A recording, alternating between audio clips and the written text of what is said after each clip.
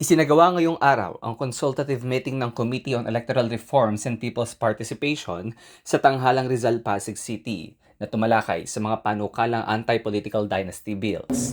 At higit sa lahat, sinabi ni Mayor Vico kanina, kung ang taong bayan ay kasing mas excited pa kaysa sa aming mga mambabatas. At dama ko yung excitement. Dito pa lang sa konsultasyon natin sa Pasig. If we take this ball and run with it, ngayon kaya na natin ipanalo.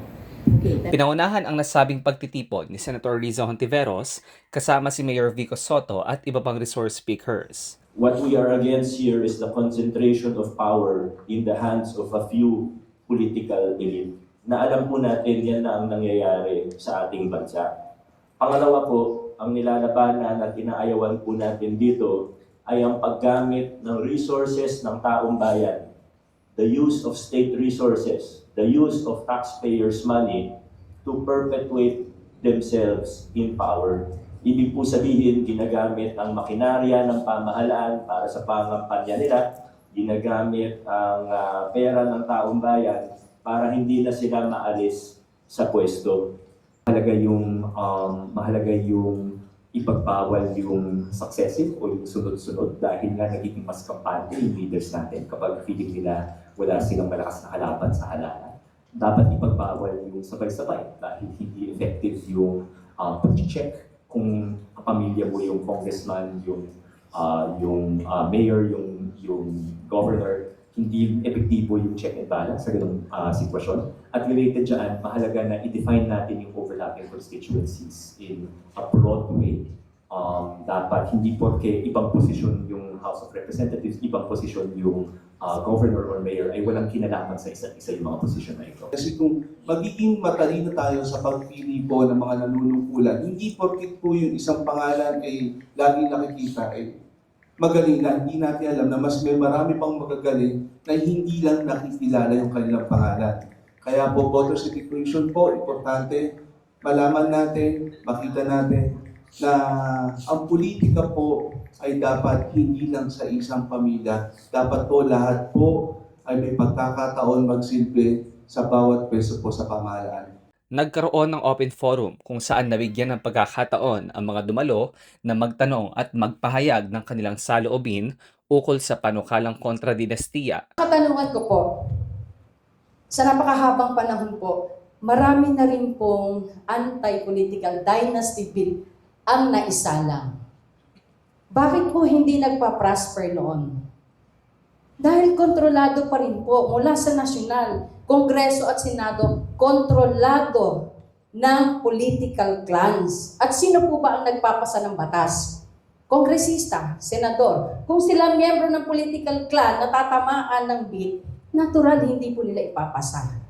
At ang ating presidente, kung hindi po ito is certified as urgent bill, alam na alam po natin paano ang proseso sa Kongreso, sa dalawang chamber. Kailangan pong certified as urgent bill. At noon po, sa mga previews, ako po nasa dyaryo, kapadong-kapado po natin ito.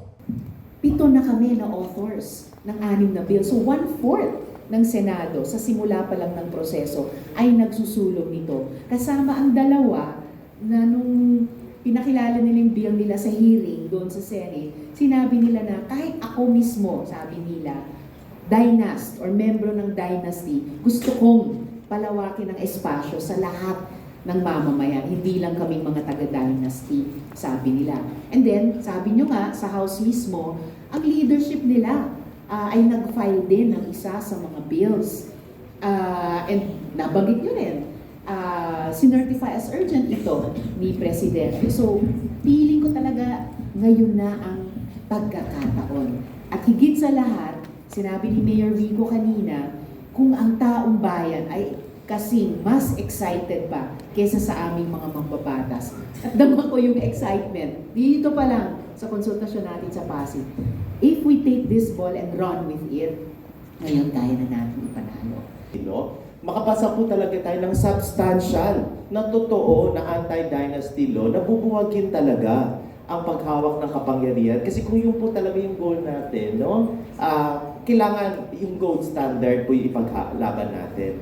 Pero may second lang siguro ko na gusto din sabihin, no, na hindi lang po to sa kamay ng mga legislators natin, no. At alam naman din po na to na kailangan may pressure din po talaga galing sa atin.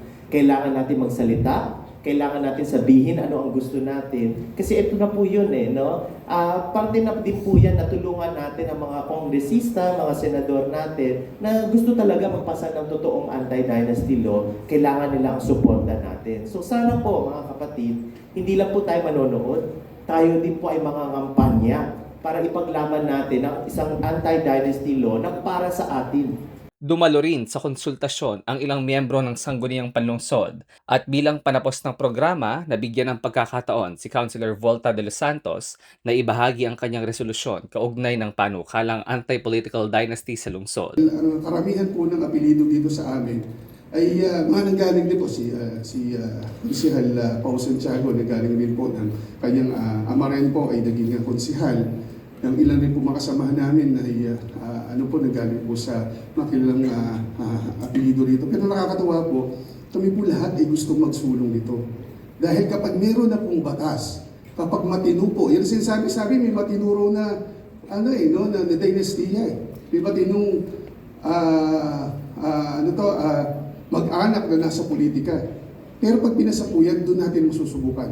Kung sila mismo ang susunod dahil sila po ay matitinong pamilya at gustong maglingkod talaga sa bayan.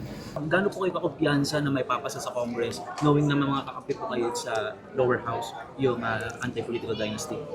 Well, I think the fact na mga 1/4 ng Senado ay nag-file ng anti-political dynasty bills for the first time, sign of hope na para sa akin sa Senado. Sa House, mas marami pa silang mga bills, if I'm not mistaken, 20 plus. And sila rin po ay dumidinig na sa mga ito sa pamumuno ng counterpart ko doon, si Chair Zia Adjong.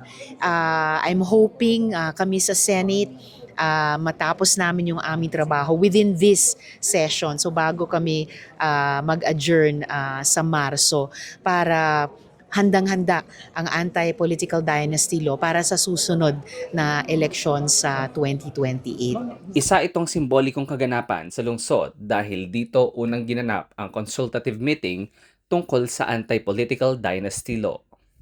Ako si Philbion para sa latest ng Ainus Pasig. Balitang totoo, serbisyong tunay.